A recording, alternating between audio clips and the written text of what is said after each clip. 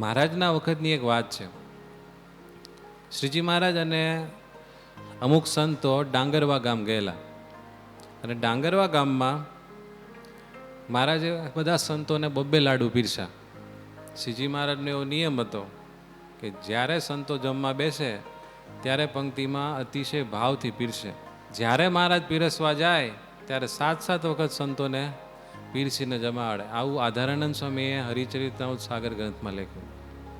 એટલે મહારાજે ડાંગરવાની પંક્તિમાં સંતોને બબ્બે લાડુ આપ્યા. એટલે આત્માનંદ સ્વામીને બહુ ભૂખ નહીં લાગેલી, તો બે લાડવા જમીન તરત પાણી પીને ઊભા થઈ ગયા. એટલે બીજા બધા સંતો બેઠા હતા ને એને સંકોચ થયો કે ભાઈ સ્વામી ઊભા થઈ ગયા, મોટા કહેવાય ભાઈ આત્માનંદ સ્વામી, હવે અમારે શું કરવું એમ. પછી મહારાજે ચાલુ પંક્તિમાં વિવેક શીખવાડ્યો. આને કહેવાય મેનર્સ. મહારાજ કહે કે ભાઈ સ્વામી કેમ ઊભા થઈ ગયા? તો કે મહારાજ હું એટલું જ જમું છું, બહુ ભૂખ નથી મને લાગતી, એટલે એટલું જ જમું છું.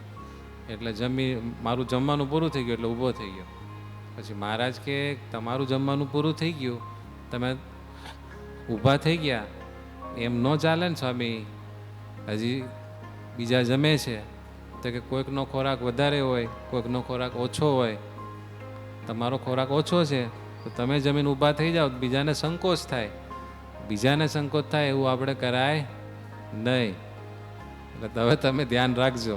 એમ કરીને મહારાજને ઓલા બધા સંતોને સંકોચ થયો હતો ને, એ સંકોચ ટાળવા પાછા મહારાજ લાડુ લઈને ફેર્યા અને બધાને પાછા જમાડ્યા. ભગવાનના ભગત છીએ તો નાની નાની બાબતમાં પણ આપણા જીવનથી બીજાને સારી સુવાસ આવવી જોઈએ.